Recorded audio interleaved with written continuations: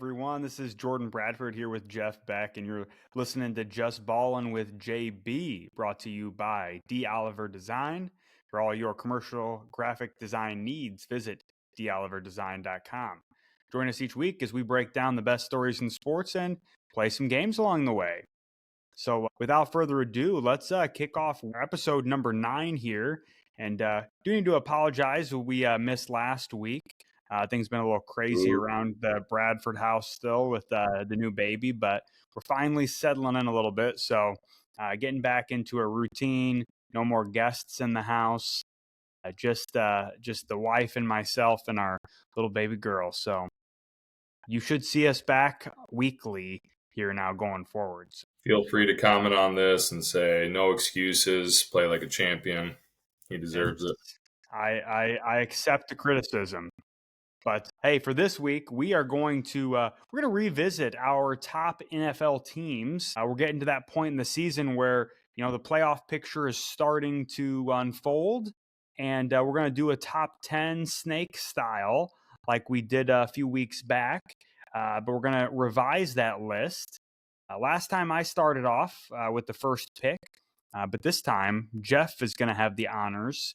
So Jeff, who do you got? Who's number 1 in the NFL right now? Number 1, got the week 4 list up here just as a little compare and contrast for myself to kind of see what we had in place. And I got no changes at the top spot. I mean, the Chiefs are undefeated still to this point in the year. I don't think either of us had. We did that one week was who would be undefeated the longest. I don't think either of us took the Chiefs. We said they were the best, but we didn't think they'd go the longest. And still undefeated, 9-0. They've had a tough schedule, too. It has not been, cupcake teams that they've been playing.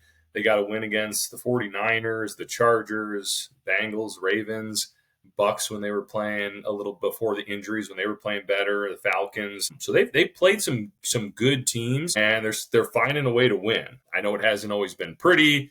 I know their points, their point margin of victory is pretty slim compared. I think the Colts actually have a better victory margin compared to them. But at the end of the day, you got to win the games. You got to be there. You got to find ways to win, and they're doing it. So I think they stay in the same spot until they get knocked off and until there's a hiccup. I think we got to respect them and keep them at number 1. Yeah, I couldn't agree with you more. Kansas City 9-0.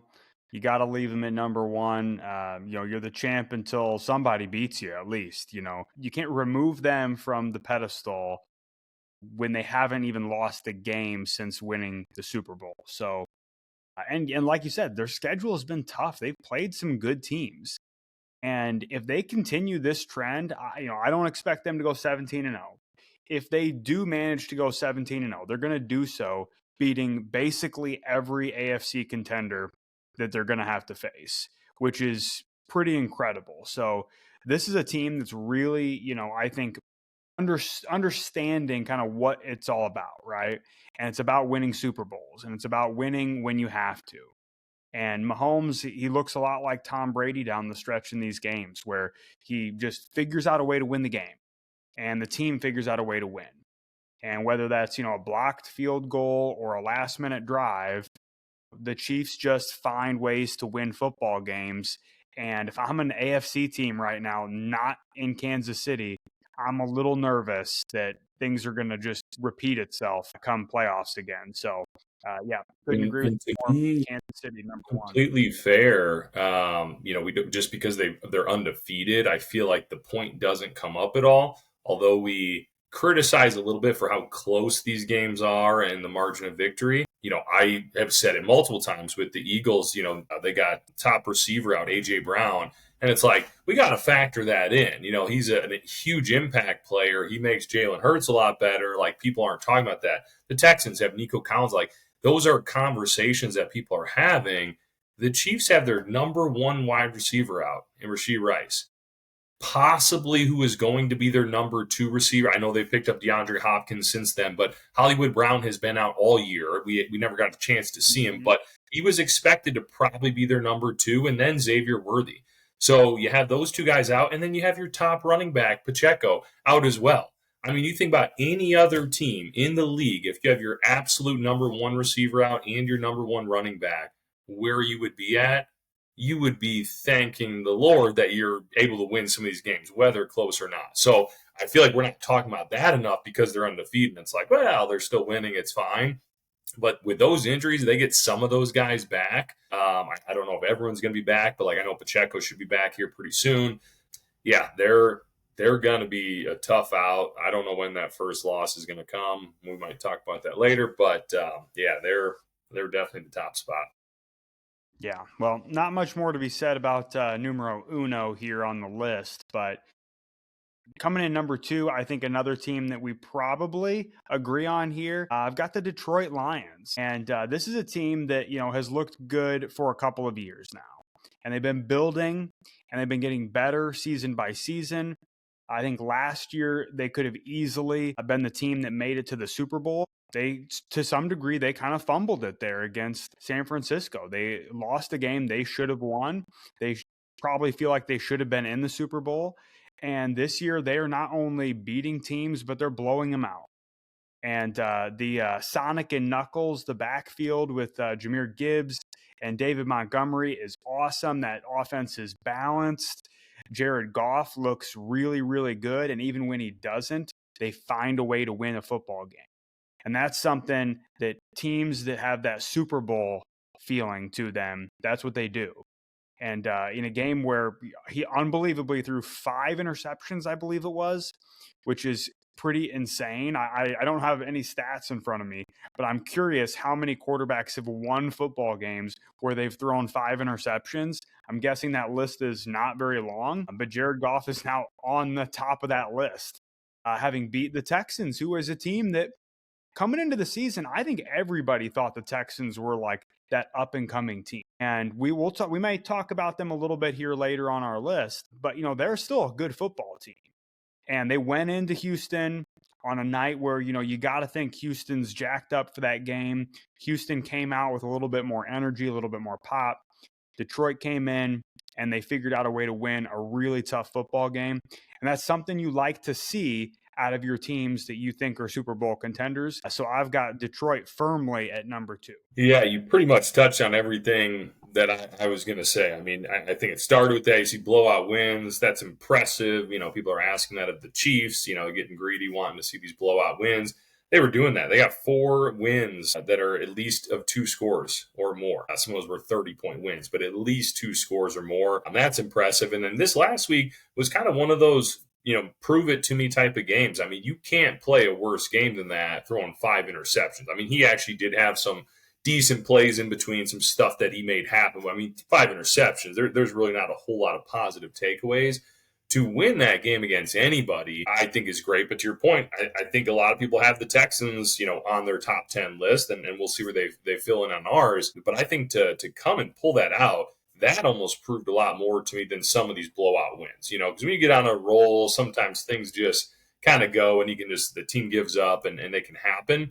Oh, they looked impressive. This was kind of now the opposite, and they were able to do that as well. So I really like that also. I'm curious to see how that defense will continue to hold up. Without Aiden Hutchinson, they've looked pretty good to this point. Hopefully that doesn't, become an issue for them down the road. But I like what they're doing. I think everybody loves the coach there. Dan Campbell's doing a heck of a job. Those players they all just seem to love each other. I mean, talk about, a team playing for each other and wanting to see each other succeed. They're the epitome of that. So, and he seems to be, I'd say, just a little more in control maybe this year of his emotions. Sometimes last year was almost that stubbornness, we're aggressive and we're going for and we're just going to do it. We don't care if we get 5 penalties on the 2-point conversion. Now it's a 20-yard 2-point. We're still doing it. And it's like some of that stuff probably end up being pretty dumb. And I don't know how many of them impacted the end result. But I think this year he seems to be just a little bit more focused. Still aggressive, still has that aggressive nature and play call, but it's a little more reined in. So, yeah, I couldn't agree more. Probably in the toughest division, and they're 8-1. So I think that's agreed, no brainer there at number 2. Yeah. So number who you 3. got number 3? Yeah, this is probably where we start. I mean, even personally, I was having a tough time kind of putting these guys in order. So curious to see how we how we feel. I'm going to go with the Ravens at number 3. We looked at it. We had them at I had them at least at number 2 after week 4. I still look at them as really the same. They've taken out the Bills. They've beaten the Bengals twice. We've talked about them probably likely to miss the playoffs, but they're going to be the best team that misses the playoffs if they do. That is a good team. I've been down on them simply just because I think they get too far behind early and there's not a way to recover from there. But they are a good team. They beat the Commanders. That offense is incredible. Lamar and Derrick Henry, 2 MVP candidates on one team. That's tough. So their offense is, I think, not a whole lot of questions about that. For them, it's really the defense. I think that's the side that has hurt them all year long. I think they're last in pass defense. So, that's tough. But again, we've seen against the Bengals, right? A team that doesn't have a great defense has a great offense. It's a little high scoring game, but they can play with those teams. So I would like to think that the defense will, and I think regardless, whoever they play, they can score against, score with anybody in the league. So you'd like to see the defense improve a little bit. But I still just, when I look at the next, 2-3 teams that I kind of have in that bunch, I just at this point don't think I can put anybody else above them. I think that defense is the big factor, and I think that's why they've had a few of these bad losses. Again, I just kind of chalk them up as dud games. They just don't come out and show up. A lot of it goes on the defense. That will happen. That's kind of the risk they run. But I think if things gel right as you're getting into the playoffs, they definitely can get on a roll and keep up with pretty much anybody, I think. Yeah, I think this is where we probably have our first disagreement to some degree. Now, I think Baltimore is a really good football team. I think all of what you said about that offensive attack is true. I think they probably have the most dangerous offense in football right now with 2 MVP candidates, 2 legitimate MVP candidates. And you got to think Lamar is going to win it again. But, if you didn't want to give it to a quarterback, it would be going to Derrick Henry. And there'd be no one else even in competition who isn't a QB right now. My only concern with Baltimore, and I think this is the same concern I had when we did our first rankings a few weeks back, is one, I got to see it in the playoffs before I can really trust that this is what they're going to look like in crunch time when it matters and the game's on the line and it's win or go home. And 2, I think that, their record is a little inflated. I think they could have easily lost that Bengals game. That was a game where whatever you don't want to blame officiating, but at the end of that game, there's a, hit to the face on Joe Burrow, a hold in the end zone. There was another face mask that didn't get called earlier on that same drive. They had 3 different face masks on that drive, or hits to the face, whatever you want to call them, all penalties, and they only called 1 of the 3. Now, does that mean Cincinnati wins that game? I don't know for sure, but all I know is that they could have very easily lost that game, and I think it's a much different conversation about their football team going forward had things gone a little bit different in that one. I also just don't know how that defense is going to be able to shape up. I'm really, skeptical that they're going to be able to keep up with Kansas City in the playoffs when Kansas City's defense is stellar. And Kansas City's defense has proven they can keep that Baltimore offense at least somewhat under wraps. Now, nobody's going to stop them completely, but if you can hold them to 20 points, Kansas City can score 21 points or more on that Baltimore defense. So I'm worried about them as a defensive unit.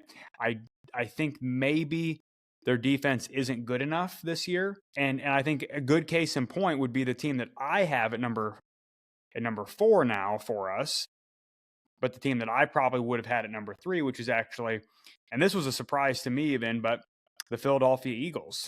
Okay. And that was a team that I was actually pretty low on earlier in the season. I was pretty skeptical, didn't feel like their vibes were very good. And I've kind of come around on them, even on the vibe side. I think Nick Sirianni, he's a little different, but I think that team seems to be rallying around everybody. And I think all that negative energy that was coming into that building and everybody talking about how bad the vibes were seems to have rallied the team together in a way that they're clicking on all cylinders. And I think a good comparable to them in Baltimore is look what they did to Cincinnati. So a couple weeks back, Philadelphia played Cincinnati and blew them out at Cincinnati. And Philly's defense has been kind of the shaky side of their game too, up until recently. And I think that to me is a sign that like Philly is now, can they win a Super Bowl? I don't know. They're still to me the second best team in the NFC, and they're going to have to get past Detroit likely to get to the Super Bowl for a rematch against Kansas City. But I really like what's going on in Philly right now, and I think that that's a football team that is improving week by week. I love that they just went into Dallas and just beat the crap out of them, because that's what you do, right? That's what you do when you play a team that is inferior to you. And all these Cowboys fans can, talk about how, how good Dak is or how good CeeDee Lamb is or Micah Parsons and all this. Your team is horrible. They have been a dumpster fire all season long, and the Eagles just came in and turned your house into theirs. And that's what good teams do. So I got the Eagles at number 4 there, right behind Baltimore for you. I like it. I mean, I've been high on the Eagles all year long. I had them at 4. I put them behind the Ravens, so they ended up, I guess, right where I had them. But, we were one spot off. I think we agree the top 2 teams in the AFC, the top 2 teams in the NFC, so we're on the same page there.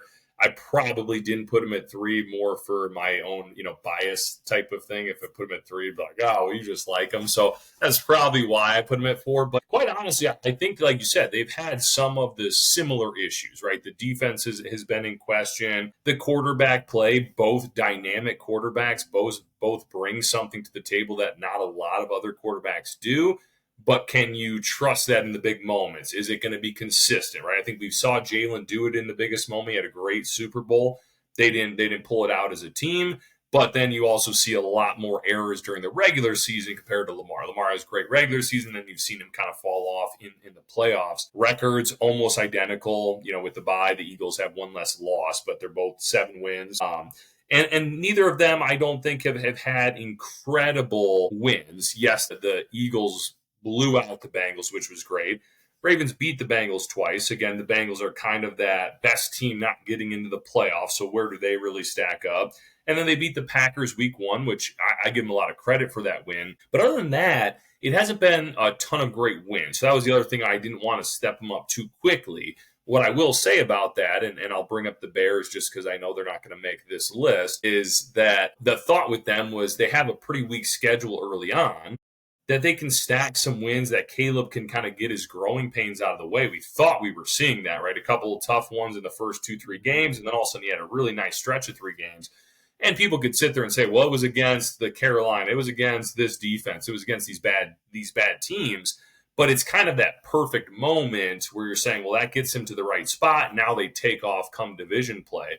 Obviously, that doesn't appear to be happening. We'll see what they do here. But the Eagles, that was kind of the other thing for them. The last few games where they've really started to seem to kind of click and figure things out, they haven't played the toughest of opponents. So again, I feel really good about them. I really like what I'm seeing, but I didn't want to put them too far up on that list just simply because, I was like, they haven't had a ton. But the last thing I'll leave you with them that is trending in the right direction for everything you want to see from a team that's top 3 or 4.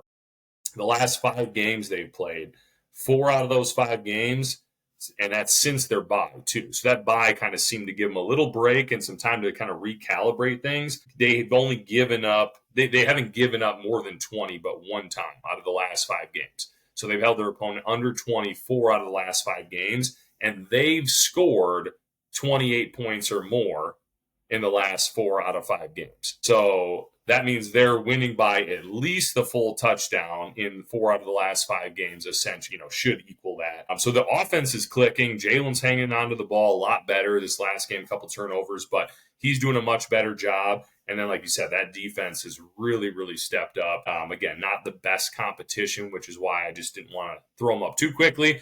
But I like your thoughts on it. I'm high on them. I think they're definitely the second best team in the NFC, and I hope they get on a roll. So Yeah, we got them, yeah, what, yeah. number I four? like that. Number four, you got them Yeah, at? Philly at 4. So by my estimation, there's maybe 3 teams that are vying for spot number 5. So I'm curious who you've got there.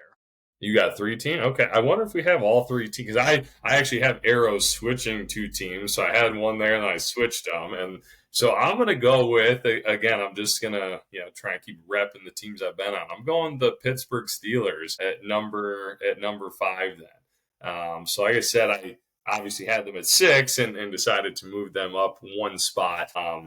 And yeah, I mean, as you know, I mean, since week 1, really, I've been high on them. I thought their quarterback situation was actually a positive for them in a lot of ways, especially with Russ kind of getting hurt early. I thought that just opened the door for Justin to play freely.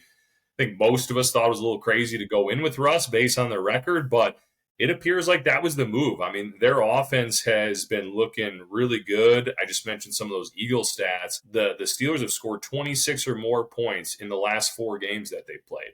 One of those was with Fields and 3 with Russell Wilson. But 26 points, again, if you're doing that, I mean, that's as good as anybody on a consistent basis, right? I mean, the Detroit's up there, Ravens are up there, but 26, that'll win you a lot of games. The defense has clearly never been an issue for them. That's always been a real positive that's there.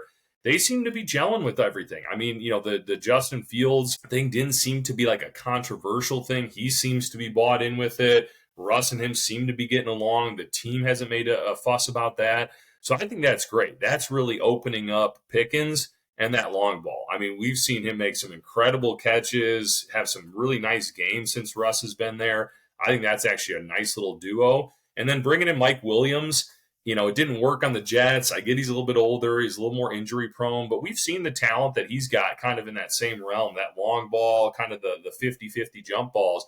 Had a nice touchdown this past week. I think that just opens it up even a little bit more for Pickens. The defense has to at least be aware of what he can do, one-on-one. And so I think that's going to help. And they got a couple good wins, beat the Commanders here recently. Chargers are a solid team. They took them out. The Falcons, I think we both like to some degree.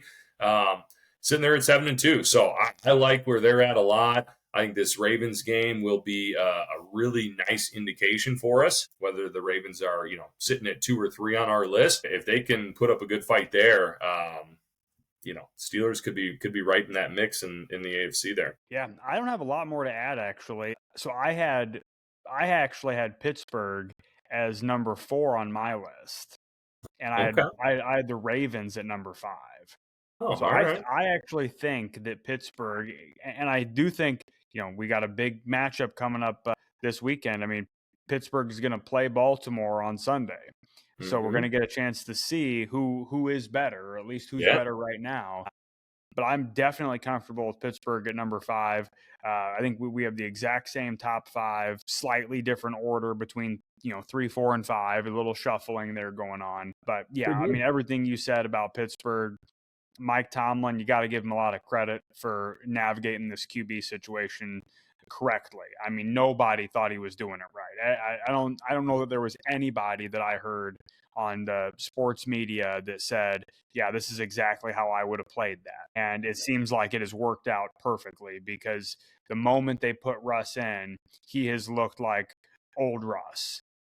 And not necessarily doing all the stuff with his legs, but just winning and playing really clean football. And I think, there's a lot of credit goes to that offensive game plan that they're putting in. I think their offensive coordinator is Joe Brady, if I am not mistaken. Could be wrong on that.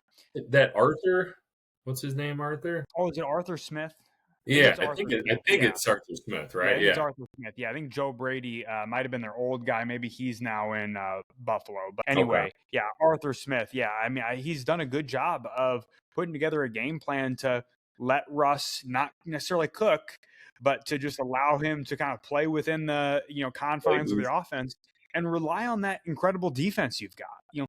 Don't turn the ball over. Play smart football. You're going to score because you're going to get good field position when you have a defense that's as good as they are. So, yeah, I really love what the Pittsburgh Steelers are doing right now. And give Russ and potentially Arthur Smith, I guess, however it was set up, Tomlin, that hard count against the Commanders. I know it was the rookie that jumped off sides, and you feel for the guy. Obviously, he's thinking if they're going for it, I gotta get in there and make this stop. But man, what a way to finish that! I felt like that was like such a like uniting moment. You talk about like having vibes on a team and being on board. It was like you could tell those guys were jacked up. I see those guys try that stuff every week, and it's like it never happens. For that to happen and completely end the game, like they did that at the end of the game, you could just tell everybody's like, all right, we got something going. That's a good win. So yeah, I like that. Yeah, vibes are looking up in Pittsburgh too. The whole state of Pennsylvania, the vibes are doing great, whether it's Philly or Pittsburgh. Vibes Yeah, are pointing up in both places. All right, absolutely. so number 6. So, this is where it could get a little interesting. Number 6, I've got the Commanders. And that might be a little controversial, but I really like what that football team's doing. I think they've got a quarterback who, is clearly the rookie of the year. I mean, I don't think it's really close at this point. I hate saying that because, I want Caleb to do great, but and in hindsight, right, we should have seen the writing on the wall that this was not going to go well for Caleb. I don't want to spend this whole segment talking about the Bears, but that offense clearly, was structurally damaged. And I don't think if you plug Jaden Daniels into that offense, that changes a whole lot of what's going on in Chicago. But that being said, I think Jaden Daniels is playing awesome. And I think that Commanders football team is sneaky good. They just added Marshawn Lattimore on the defensive side, which I think is a really sneaky good pickup at corner. And I also think that they've got a lot of weapons and an offensive coordinator in Cliff Kingsbury who's really doing a great job and clearly showing that he knows how to run an offense in the NFL. Should have been I in think that Chicago. they definitely should have been in Chicago. Yeah, that's a topic for another pod, I think. But I like what the Commanders are doing. I think that they've played some really good opponents, and even though they haven't necessarily beaten all of the best teams that they've played them super close. I mean, they lost to the Ravens by a touchdown, and they lost to the Steelers by 1. And I think both of those games could have gone the other way with a couple plays here or there, and they're a young team. Do I think that they've got a Super Bowl chance this year? It's going to be tough. They got a rookie QB, but I think that they're going to win a lot of football games in the regular season, and they're going to put themselves in a spot to win a playoff game against somebody who, the other teams think that they're the underdog against. So that might be, they might go into San Francisco and beat San Francisco, and I know their record will be better. So maybe San Francisco will actually be playing. Possibly the Commanders will have to go to San Francisco potentially because the Commanders might be the wild card. Yeah, true. So that's a possibility, and I think that if that's the case, they'll be the underdog, and I could see them winning that game because I think they're a better football team than the 49ers are, or any team in the NFC West for that matter. I think the only teams that are better than them in the NFC is Detroit and Philly. So I've got Washington sitting at number 6. Okay. Yeah, I don't hate it. I got them a few spots lower than that. I mean, you touched on a lot of things, and I think it's just kind of how you look at some of those things, right? So I look at it as like the only really good win they have is against the Bengals. And I feel like we've said that for like 3 teams now that have beat the Bengals. So it's like that team that's like, we know they're not a bad team, but yet all these good teams can beat them, right? So they're like right there, knocking on the door of being a good team, but clearly the Bengals can't be like one of those upper echelon type teams. So they're right there. We know they're solid, and that is a good win. But I mean, that was really the only notable win I could find on the schedule. The Bengals are like that ex-girlfriend that everybody's like, oh yeah, that you dated her, that's awesome, but like Everybody nobody just wants to passed it settle down with her. around. Yeah. No, just getting passed around. I mean, if that's everyone's got that win on their list. I mean, it's shocking that they actually we all agree like are a decent team because like again, I feel like that's like 3 teams in a row. It's like good win against the Bengals, good win against the Bengals. But I mean, that was literally like the only one I could really pull off. I think I even jotted someone down beat the Cardinals, and I was like, okay, decent win.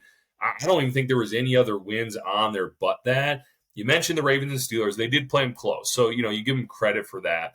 they're one of those teams to me where you can look at a team that has more wins. I mean, the Commanders have 7 wins, but have won a lot more games, but they haven't played really any competition. Or a team like them that maybe has lost to the better competition, but they've been close. So then you kind of have to balance those out. My thought is more kind of Super Bowl thought process with it. I just look at that and saying no rookie QB is taking it. A team to the Super Bowl. So to your point, I think that is going to be tough for them. I think they started the season as kind of that sneaky good. Now they've gotten to a point where people do know where they're at. Jayden's getting all this publicity. Now I think teams are going to start being able to prepare for them a little more. Again, I mean, we've talked, nobody's coming into games like we don't have to try or we don't care about this game. But you do have it's human nature to have a little letdown if you think competition is less. I think teams are going to be up for them a little bit more. So I'm curious to see how they do in the second half of the season. If they can get some decent wins or play a lot of these games tight, I think that'll be really impressive to me. And then, again, we've just tossed in something about the Bears here and there. It's like they should have lost to the Bears. I mean, however you want to slice it, they did beat them, and that's fine. But if we're looking at where the Bears are at right now, and maybe that was the turning point for the season. Maybe that was when everybody started giving up, and so maybe that they did fall off a cliff, the Bears. But when I look at that, it's like they almost just lost to the Bears, or they almost lost to them. Yeah, it's like that just makes me a little skeptical of them. But again, I have them in the top 10, just a few spots lower than you do. So yeah, I don't think that's a bad spot for them. I'll be curious to see, like I said, how they do the second half of the year and what kind of wins they can stack up, what kind of record they can have. And yeah, I wouldn't put it past them to be able to sneak one out. Like I said, whether it's 49ers or somebody, I think that's definitely in play. Yeah, well, they got the Eagles coming up here Thursday night, so that'll be a Hey, big, another big big one. matchup and a good litmus test. So We got a we'll few see good how games. that goes. Yeah. So they came in at, what did we say, number 6? Number 6, yeah, up to number 7 now. So number 7, I told you these few teams I had in a row. I'm gonna go with the Bills. I'm between this other team. I mean, they're neck and neck to me. I'm trying to decide which one, but I'm gonna go with the Bills. I mean, they're eight I and don't two. want you to say it, but I think I know what team you're debating going against the Bills, and I think that's who I've got Who you next got as next? well. All right. But we'll I see. would guess so. Let's see what you say. Yeah. They remind me of similar but opposite. The record's actually a little different. But again, the Bills just haven't played, as much competition. They've won more games than a lot of them, almost every team other than I think the Chiefs. But yeah, their best win is like a Cardinals win. So they haven't won a ton of big games, and I get that. I just don't think they have any significant weakness at this point, right? Like their defense is not terrible. I'm not saying it's a top 5 defense or anything, but not a bad defense. Their offense is great. Josh Allen is, an MVP candidate. We obviously know he can have some up and downs at moments, but like he started the season off just in really good shape as far as taking care of the ball, still putting up really nice numbers. So I like Josh Allen right there. I mean, he's probably got to be the number 2 quarterback to me in the league, regardless whether you have Lamar, him, Joe Burrow. I mean, he's in that conversation, I think, for everybody, top 4. I'd probably put him at number 2 personally. I think he does a lot of similar stuff to Lamar as far as, being able to move, get outside the pocket. And I just think he has delivered a little more in the big moments. The team hasn't always won, or rarely has won, if at all. But I don't think it's because of him coming up short and therefore the team looking short. It's just when you play a better team, sometimes, you're going to lose those games, or more often than not you will. So they did lose to the Ravens in not great fashion. That wasn't excellent. And they did lose to the Texans, which is what it was a tough decision for me here. But yeah, I just think with that record where they're at, and Josh Allen being there, I'm feeling a little bit more confident than, like I said, the next team that I was considering. So I got them in that 7 spot right now. Yeah, that's the same spot I had them in, and I kind of had the same. I think I had the same debate that you did with them there. They haven't really beat anybody, but at the same time, Josh Allen. When you're talking about quarterbacks who can lead you to a Super Bowl, I think he's one of those guys, and he's been knocking at the door year after year. Now it seems like for the last better part of half a decade here, and I do think that football team has gotten better since the start of the season. I like Mm. the addition of Amari Cooper, and even though he's been injured a little bit and hasn't gotten maybe a full swing of it with the Bills yet, I do think that he makes them better. I think he's a better fit for them than Stephon Diggs was last year and the years prior. I think that team's a little more balanced on offense, but again, we got to see what it is that they can do going forward. And we're at that point in the list, right, where none of these teams are going to be without flaws. And I do think that the Bills, one of the flaws that they've got is that ultimately they haven't played anybody and they kind of need to prove that they can beat somebody that's good. And this week will be a huge litmus test for them against the Chiefs, because up until this point, the two best teams they've played, the Ravens blew them out 35-10, and they lost to the Texans 23-20 in a game where they didn't look good. And it was a close game, but they did not look like a good football team in that game. So the Bills do need to, do a little bit of what I would say kind of marketing to some degree and get a good win and prove that they're a Super Bowl contender. Until they do that, I think that they're going to be in that bottom half of the top 10 of football teams, which is right where we've got them at number 7. Coming in Yeah, I right think. behind them, though, or yeah, Oh you yeah, go. go ahead. No, go ahead. I was going to say, coming in right behind them, I've got the Houston Texans, Yeah. which I really, it was tough for me to put them behind the Bills because the Texans beat the Bills, but something seems off there in Houston. I don't know what it is, but they're struggling to win these games that are close.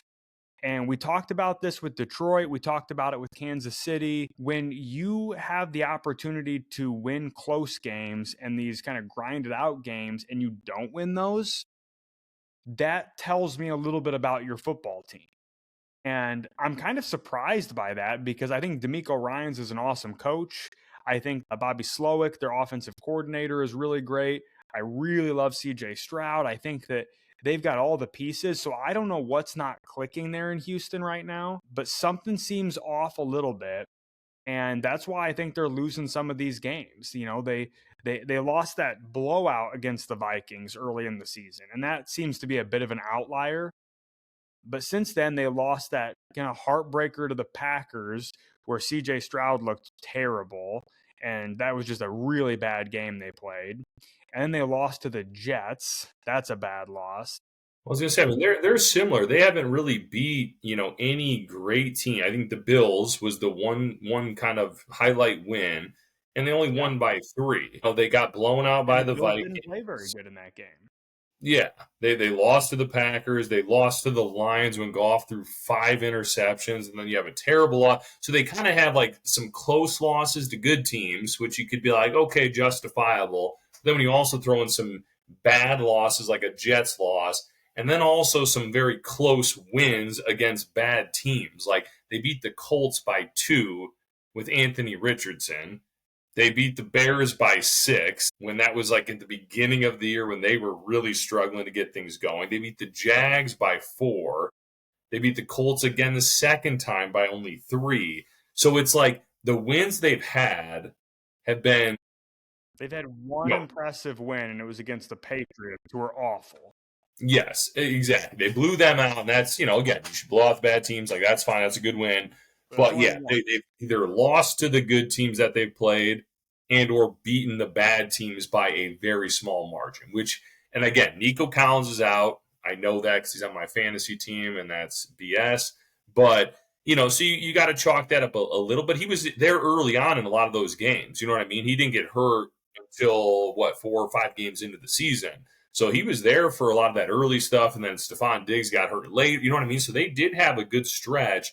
They didn't have Stephon last year. So it is just, it's something a little strange that they're just, I think a lot of us were like, man, after last year, this team looks really good. And something just seems a tad off that they're not at that same spot. So I felt the same way. It was like they beat the Bills. How do I put them ahead? But I was kind of like, based on the rest of what we've seen and done, like, I felt like I was still okay doing that, which seems like maybe you were as well. Mm-hmm. Yep, absolutely. Yeah. So I don't know what is going on in Houston. They've got all the pieces to be a championship contender, but it just feels like maybe this isn't the year, and they might all need another year. And you know, a potentially brewing story is Stefan Diggs a bad locker room guy?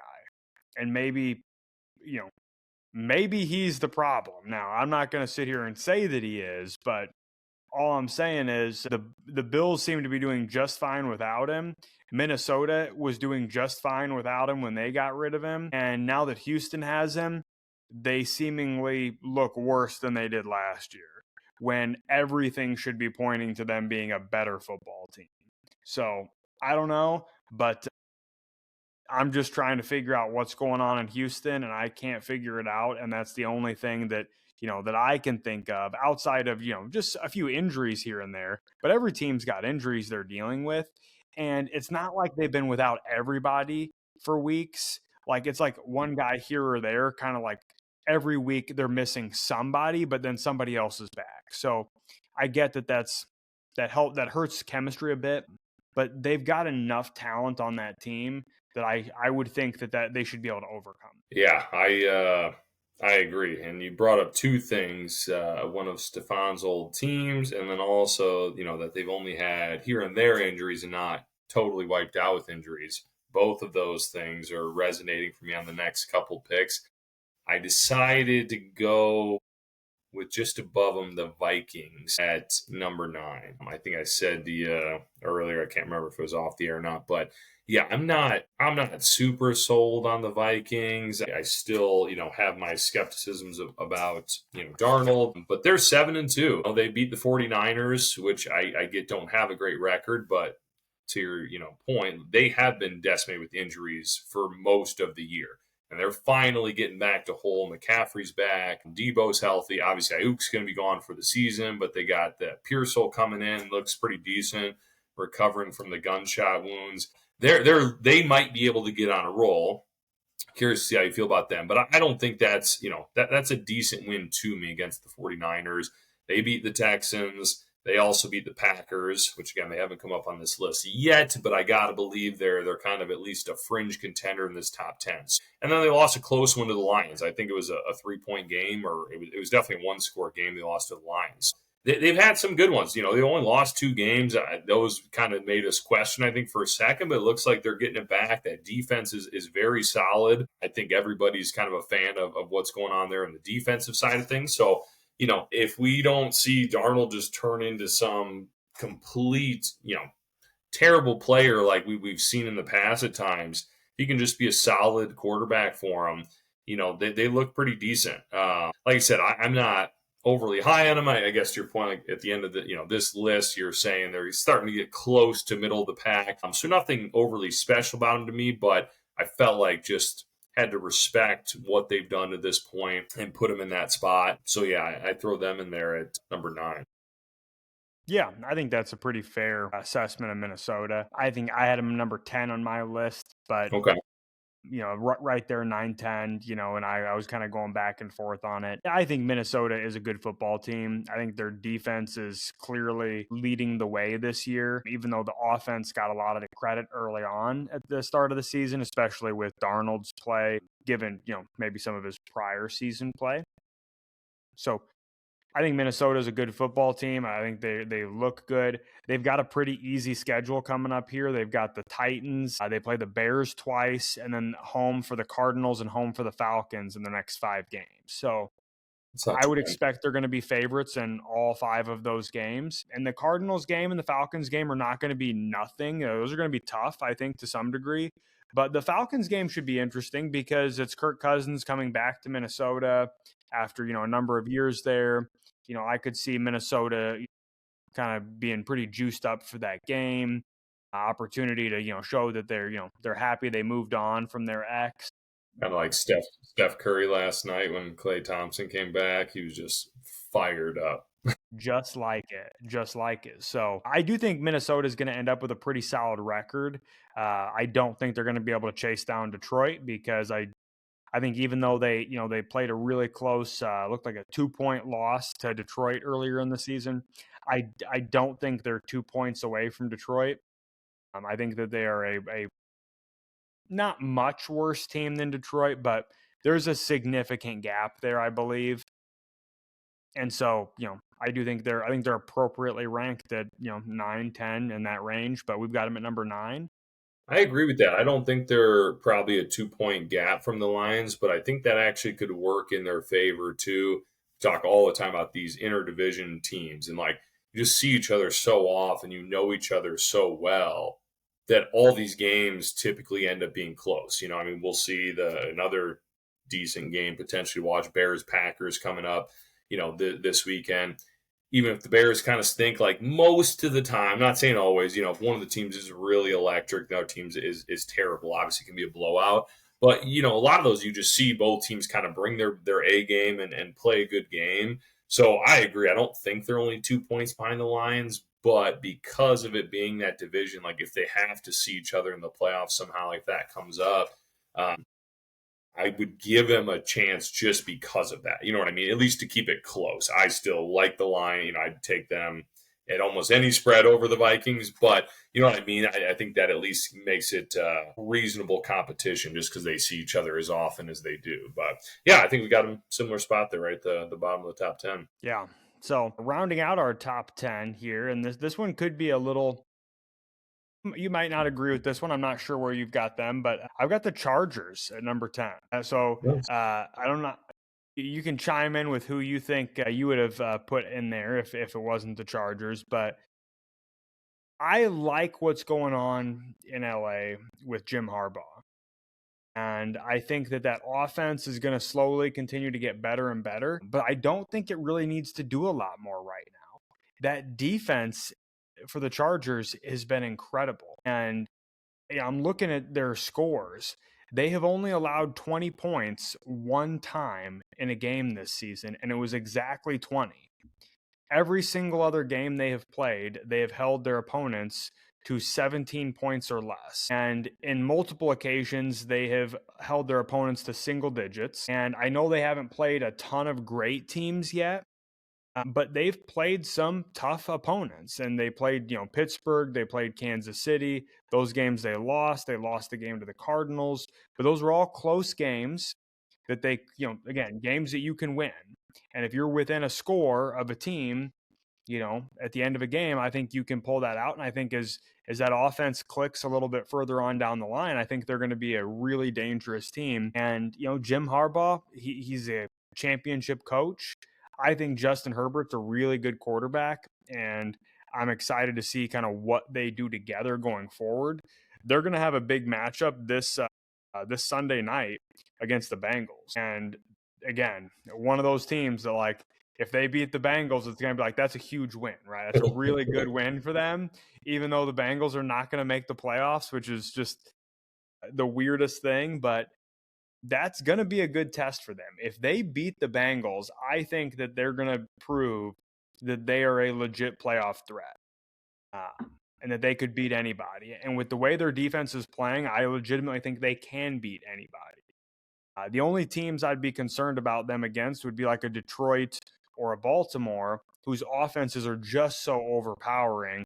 I'm not sure that they can keep up with that. But I do think that right now, I think the Chargers are looking really solid. And I think they're very happy with the Jim Harbaugh hire. And I think the Bears should have hired Jim Harbaugh and Cliff Kingsbury as head coach, offensive coordinator. And we'd be talking a lot of Bears football instead of every other team. No, I don't dislike the pick. I didn't have them there, but I had kind of in a bunch right there for that final spot.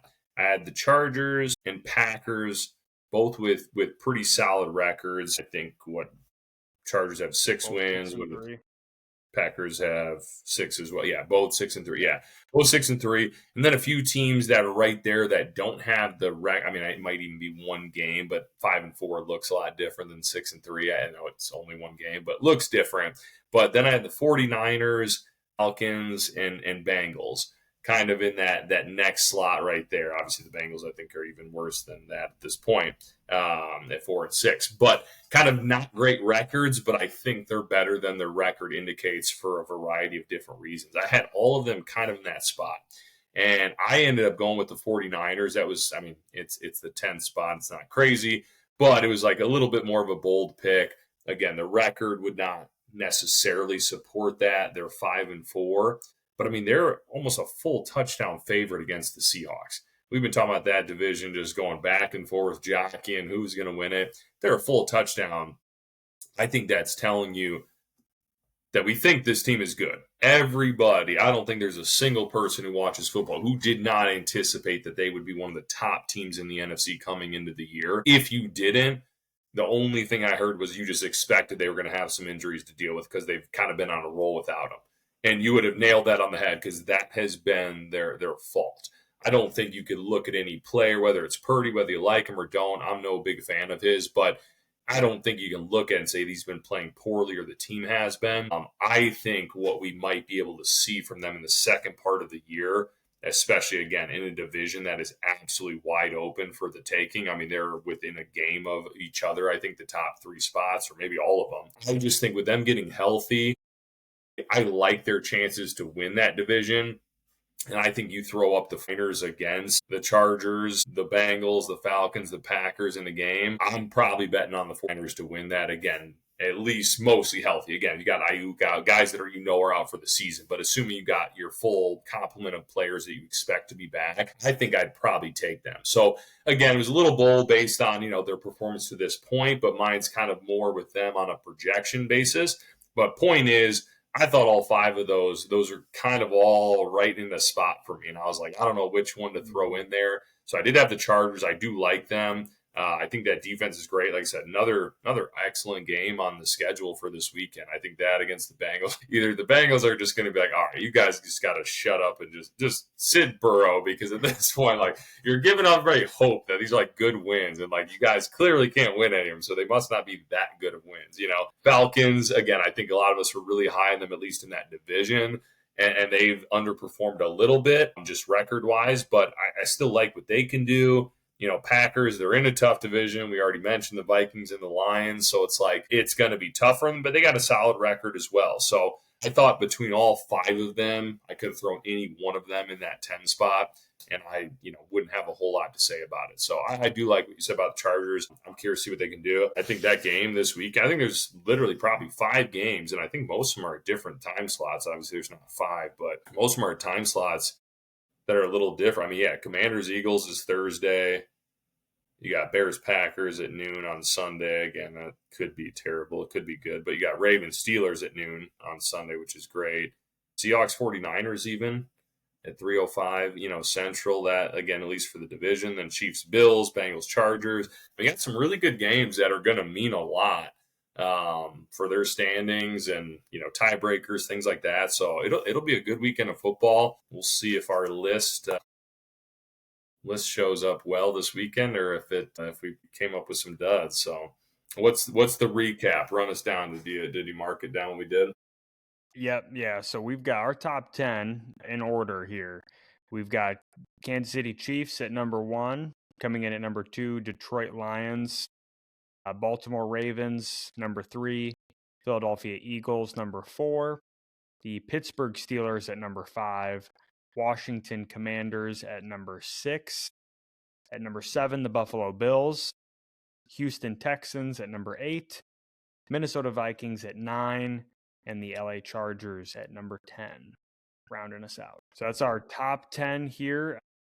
And we'll continue to revisit this maybe one more time before the playoffs start. Just a little, maybe quick little teaser before we get to the playoffs to see who we think are the best Super Bowl contenders as the season wraps up. Next up, what we'll do here today is let's talk a little quick fantasy football update.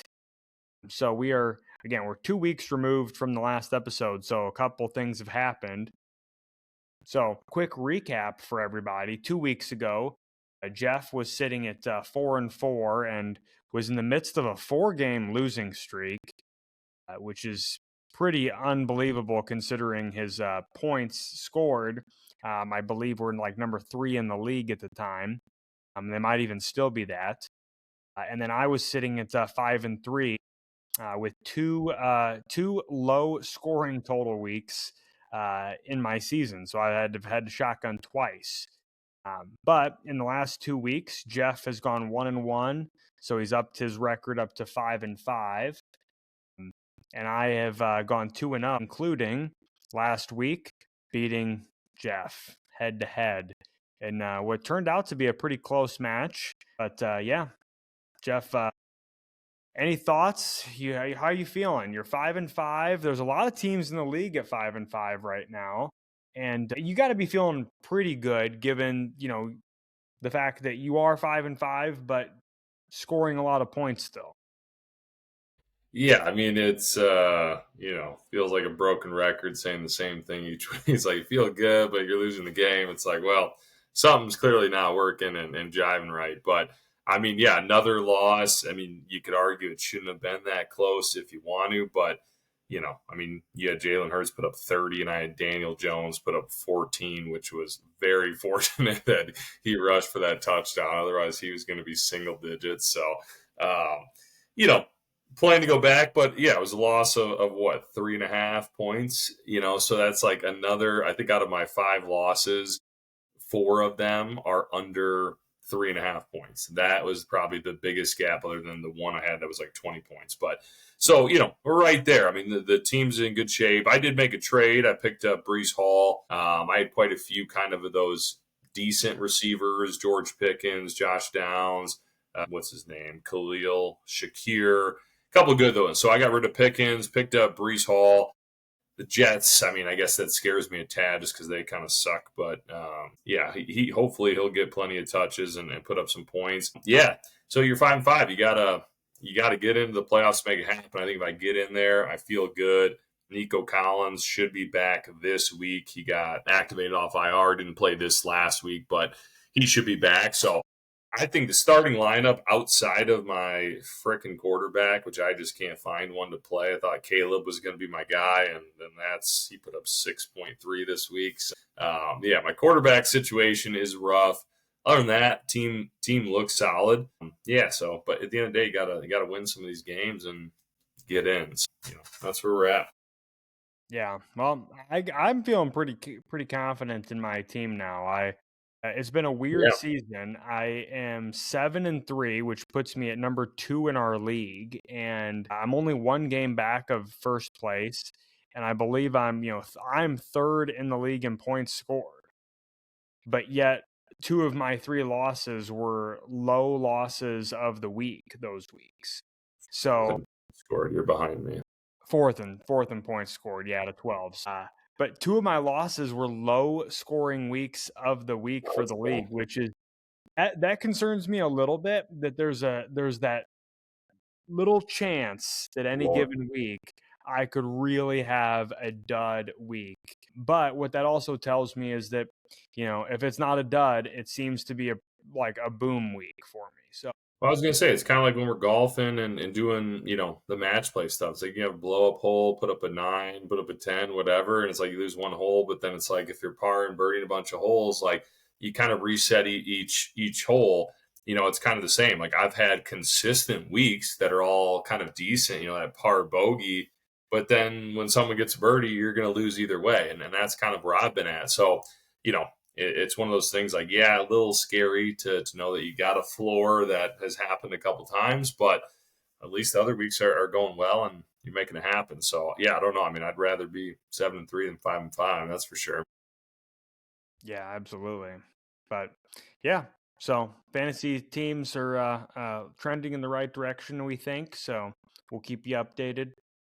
Back to real football, though, and to wrap up our weekly episode here, we're going to do our locks of the week. And this podcast is starting to get heating up here. We are now back-to-back weeks where we have gone 2-0 on our locks. And I feel like we have got 3-0. We're looking at right down the barrel here for both of us here. Jeff's up to 4-4, and so he's even money now. and I'm at 6-2. So combined, we're sitting there at 10-6. I mean, you just can't, you cannot find this type of money out there. You got to follow our locks. And Jeff's lock, which again, this was 2 weeks ago from our last episode.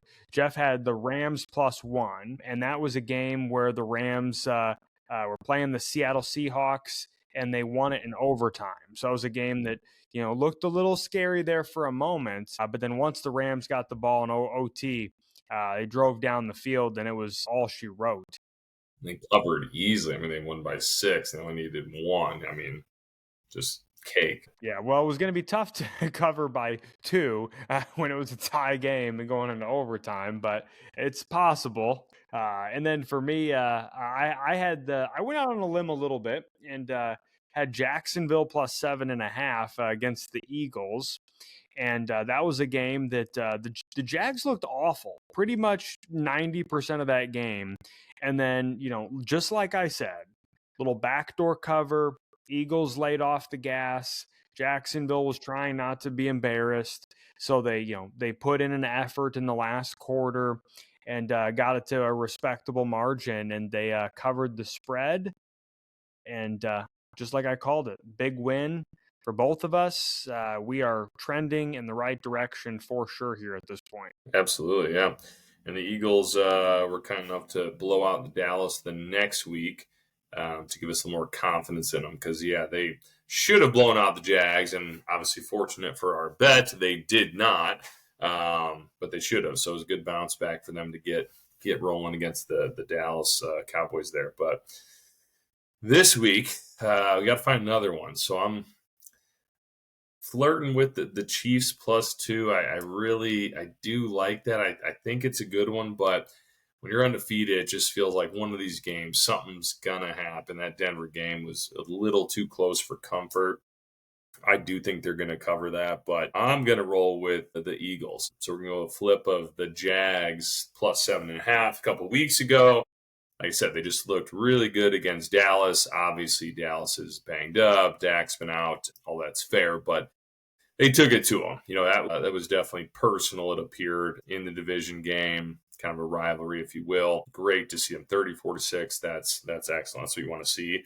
So Commanders are really no different, other than the main difference is Commanders are kind of this team everyone's talking about as a good team, sneaky good, rookie quarterback, all this. They're getting a lot of publicity because they've overachieved to this point. Their quarterback has overachieved, right? And really in every regard, they've already done more than most people would have expected for the season, if not at least to this point. So being in the division as well, I think this is a game where they're technically down. Or no, they are up on the Commander. I guess the Commanders have one more loss. So they are in first place, but it's a half game. So if you lose this game, they're all of a sudden 7-3. Commanders are 8-3. So they all of a sudden take over the lead if you lose that. So I think this is just one that both teams are going to come to play and do it. I personally just think, I think we both agreed kind of where we have the standings at. I just think the Eagles are a better team at this point. I think they're more experienced. They had some stuff going on last year, but they seem to really be figuring out since that bye week. That defense has stepped up. The offense has stepped up. So I think this is going to be one of those games. Last game was more, we should win this, but let's really just kind of embarrass them to some extent. This game's like, we know this could be a dogfight, but let's go out and prove that we're actually a legit team. People think Commanders are kind of on some level. Let's go show them. We beat them.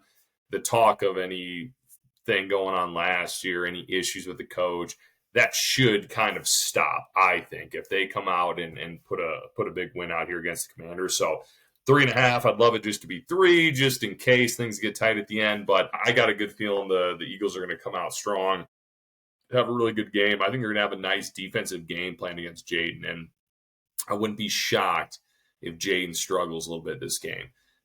He's been pretty good keeping the ball, keeping the turnovers down. I got a feeling they might be able to get a turnover or two from him this game. So that's what I'm thinking. I'm high on the Eagles. I got a -3.5 over the Commanders. Lock it in. 3 in a row. I like it. Yeah, that was one I was looking at too. I've been looking at a couple of these games here. You mentioned the Chiefs and the Bills, and it's worth noting that Mahomes in the Mahomes era with the Chiefs here is 12-1-1 against the spread when he is an underdog. And we talked a little bit about that before the pod, but that is pretty incredible how good he has performed when he is an underdog. And he's also, the team in general is 11-3 in those games. So they win a lot of those games outright, which against the Bills they would have to do. But I think to Jeff's point, undefeated team, I don't know that they're going to be able to go 17-0. I think this game's got the chances to be one of those games that they lose. Buffalo, basically this is their Super Bowl every year, is can we beat the Chiefs? So I could see Buffalo, eking this game out and winning. I don't think that necessarily means a whole lot in the grand scheme of things for the season, especially if it's a close one. But I do think that's a possibility. Instead, I'm going to stick in the division, though, with the Chiefs in the Denver game. And I'm going to go Atlanta plus 2.5 over Denver. So this one is an intriguing one because Denver's coming off a heartbreaking loss where, they feel like they should have won that game, got the field goal blocked, lose the game. The week before that, they get absolutely just demolished by the Ravens. And, they were sitting at 5-3, now are 5-5. Things feel like they're spiraling a little bit. I know for Atlanta, the situation is very different. They've got a nice little lead in the division now, especially because they went ahead and beat the Buccaneers twice, and they've already got a 2-game lead plus the tiebreaker. So effectively a 3-game lead in that division. But they're coming off a loss to the Saints, and I got to think that, that's not sitting well with the Falcons. I think they're just a flat-out better football team than the Broncos. And I think you give them 2.5 points. Again, I'd love to get to that 3 number just so that you got the push if, it was a field goal. But hey, I think Atlanta's going to win this game outright. So you're giving 2.5 points. I think you got to take that and run with it. And so let's go Atlanta plus 2.5 on the road in Denver. Yeah, I like that one as well. Still, I think this Falcons team is a pretty decent team. I don't think they're a Super Bowl contender by any means, but I think they're a good team that should make the playoffs. The Saints, I mean, we talked about it early on in the year. It was like they started so hot, scored however many points in the first 2-3 games no one had matched up with. And then they just like fell apart. I mean, just were absolutely terrible. Like, oh, they are what we thought they were. And then all of a sudden they win a game like this. And we had said in those moments, I think you had picked Dallas maybe to beat them or something, and it was like they're just a random team. They win games they shouldn't win, and they lose games they shouldn't lose. And it just gets crazy. And that felt like Dennis Allen firing. All of a sudden, we're coming together and we got a little bit of extra juice and we pull out this game.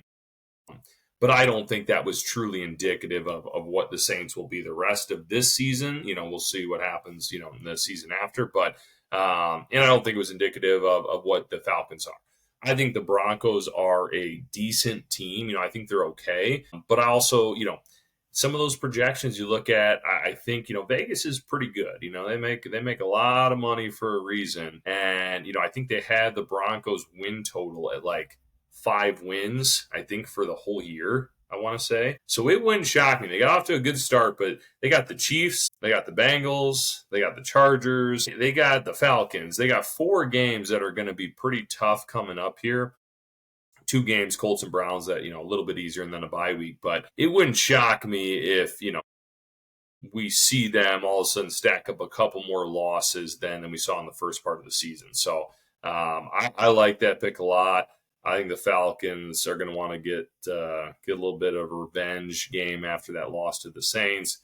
And yeah, I think the Broncos they're already kind of playing with house money, which you could say gives them just, hey, do whatever. But also it could easily mean they slip up too, right? They've already overachieved at this point. they slip up. So, yeah, I like that pick. Getting a few points there, 2.5. He said 3 would be great, but hey, I think they probably win that game outright. So I like that. Well, there you have it. You got Philly minus 3.5, Atlanta plus 2.5. You better lock these bets in quick. We got Thursday Night Football coming up, and if you're listening to this, there's a good chance that's later on tonight. So lock up the pod, or I'm sorry, lock up your bets. And thanks for listening to the pod. As always, don't forget to like and subscribe and shoot us with any comments or questions that you have, and we'll do our best to answer them as we see them come in. So we'll see you next week. Thanks for listening.